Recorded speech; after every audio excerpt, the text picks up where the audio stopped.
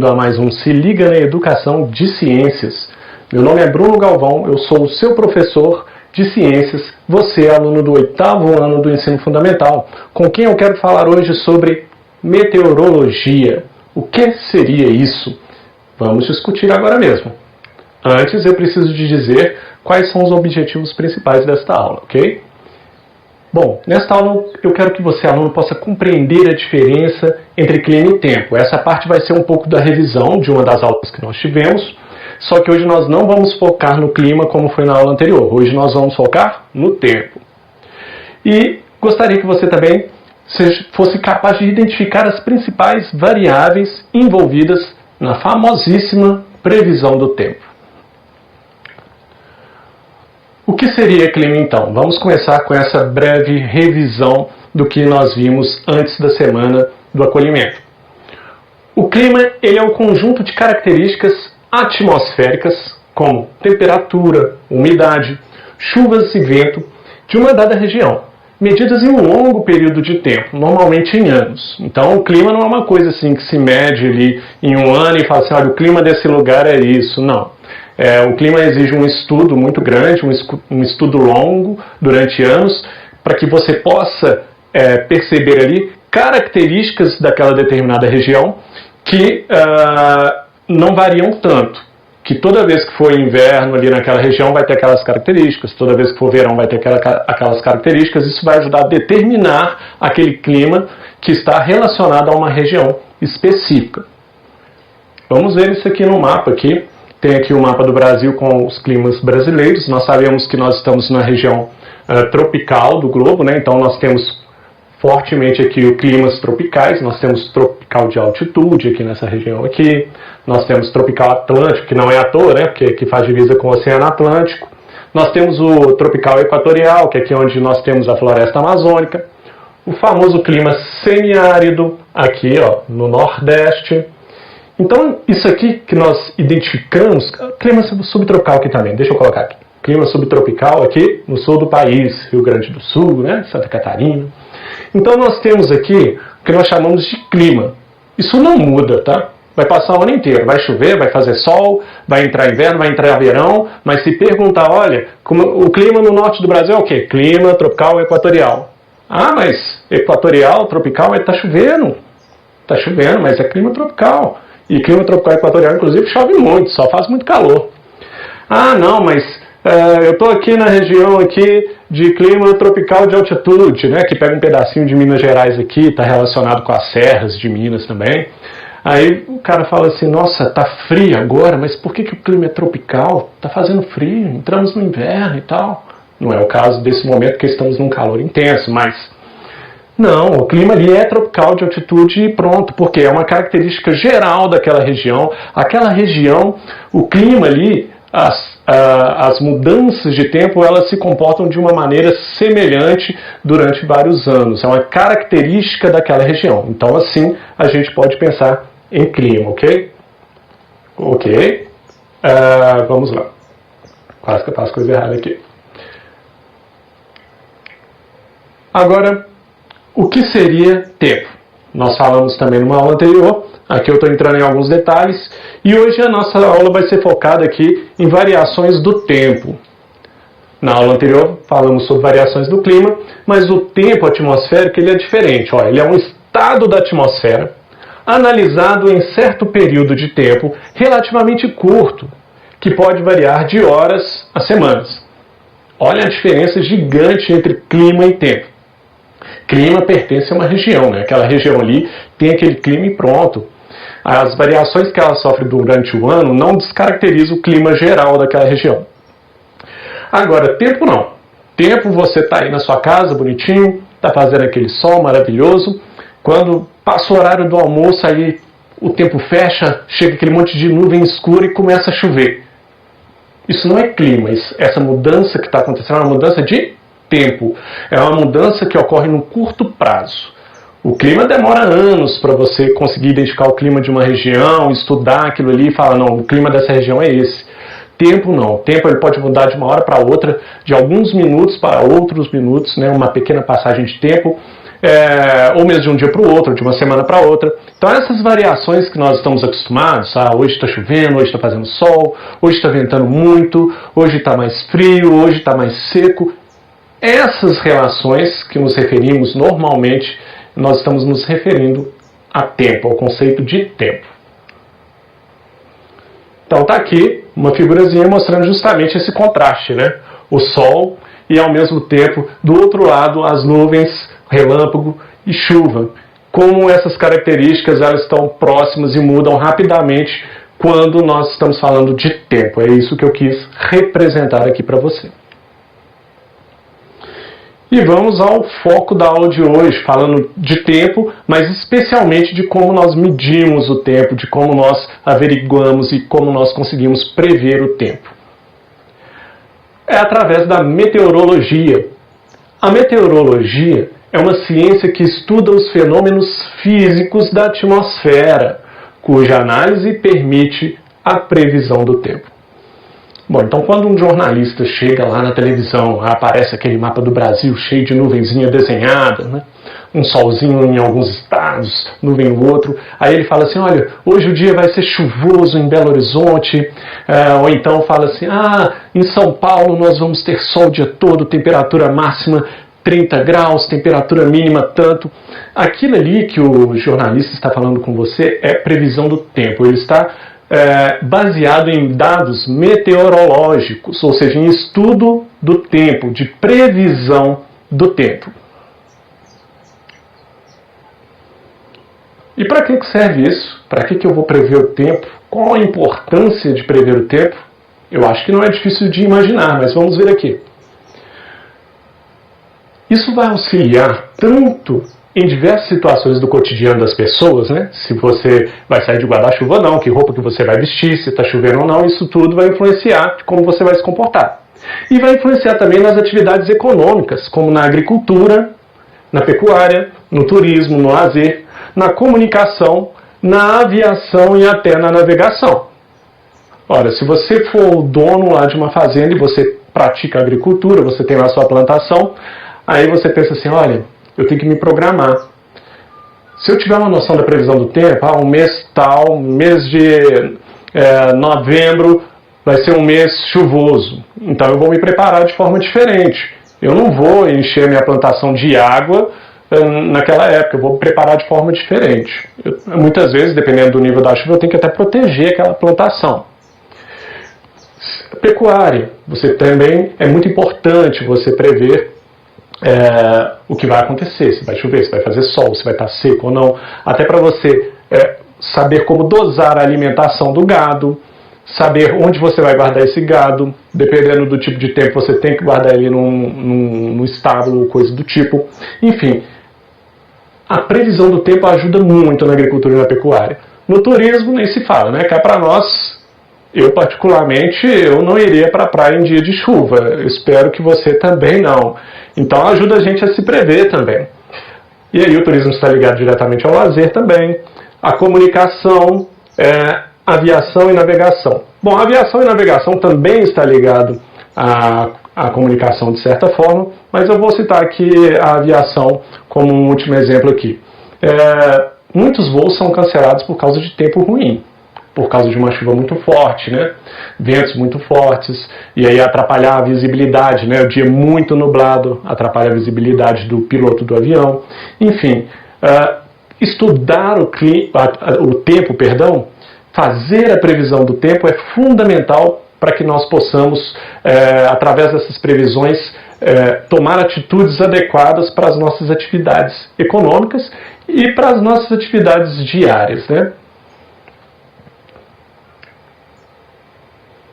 Quais elementos são analisados pelos meteorologistas para que você tenha esses dados aí do tempo influenciando a sua vida? Então, os estudiosos da meteorologia, eles vão estudar e acompanhar a temperatura diária de uma região, vão acompanhar a pressão atmosférica, a umidade do ar, a direção e intensidade dos ventos e o deslocamento de massas de ar.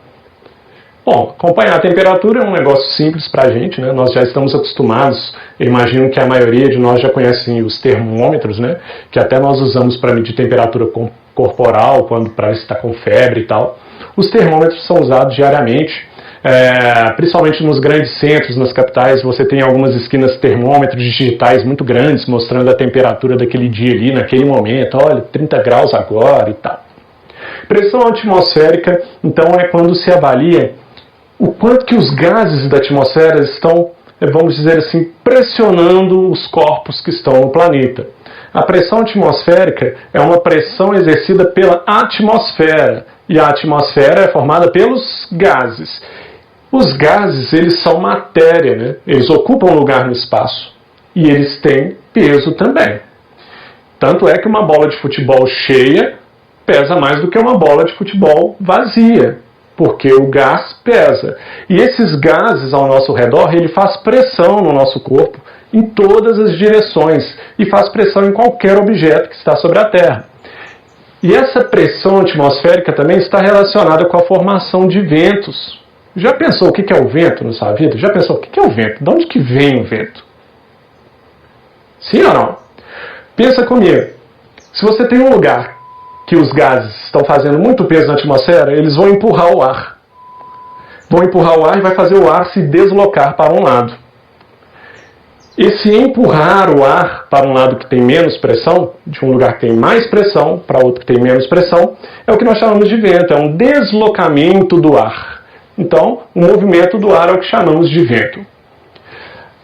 Também são analisadas a quantidade de partículas de água, né, de moléculas de água que tem no ar, que é o que chamamos de umidade do ar. Então, quando falar assim, olha, hoje a temperatura é tanto e a umidade do ar está em torno de 12%. Inclusive, nós temos aí recentemente muitas cidades e estados que vão estar com a umidade relativa do ar muito baixa, aí, segundo alguns jornais.